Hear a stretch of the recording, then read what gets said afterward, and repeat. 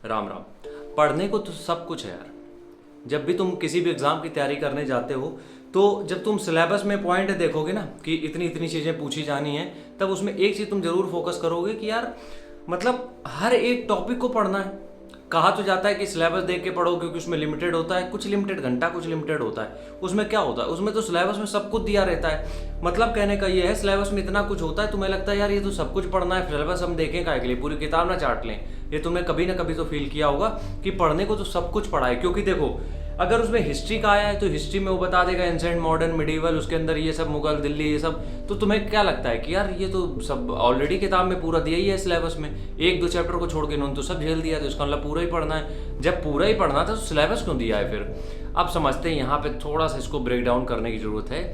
देखो, सब कुछ पढ़ा है पढ़ने को, ये बिल्कुल परफेक्ट बात है। और जो सब कुछ पढ़ा है उसका सिलेक्शन नहीं होगा। बहुत प्यार से समझना चीज़ें।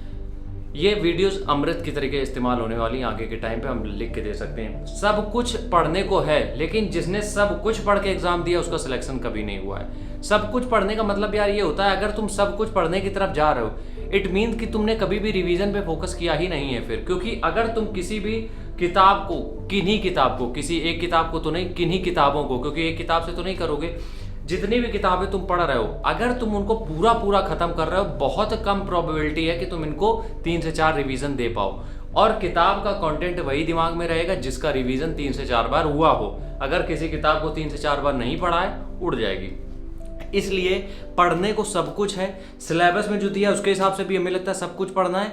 यहाँ पे अपना बुद्धि थोड़ी सी तुम्हें लगानी है कि हमें यहाँ पे डिलीट करना है कंटेंट, ऐड नहीं करना है, डिलीट करना है। हमें ये देखना है कि सिलेबस में, यार सिलेबस में तो वो भी दे दिया जाएगा जिसका एक क्वेश्चन पिछले 3 साल में आया होगा, वो भी जोड़ दिया जाता है। तो तुम्हें अब ये देखना है कि सिलेबस पैटर्न में पिछले सालों में कौन सी ऐसी चीज़ें हैं जो बिल्कुल नेग्लिजिबल थी या फिर बिल्कुल आई ही नहीं है। अगर उनके लिए भी तुम्हें 3-3 किताबें खत्म करनी पड़ रही तो कोई मैटर बनता नहीं है। क्योंकि उन 3 किताबों को पढ़ोगे, फिर उनका रिवीजन करोगे, कितनों के लिए? 1 नंबर के लिए, कहो वो भी ना आए फिर।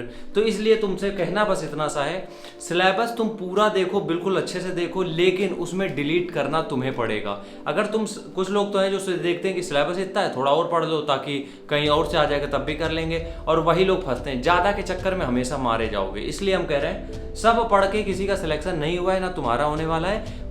जो भी सिलेबस है उसको डिलीट करना चालू कर दो, जितनी चीज़ें हो सके डिलीट करो। अब ये नहीं कि आधा ही पढ़ के आधा ही चले जाओ तो नंबर है ना है, कुछ नहीं। वो चीज़ें डिलीट करो जो बहुत नेग्लिजिबल हैं या फिर बहुत रेयर पूछी जाती हैं, या फिर जिनको तुम कॉमन सेंस के जरिए भी सॉल्व कर सकते हो। ठीक है?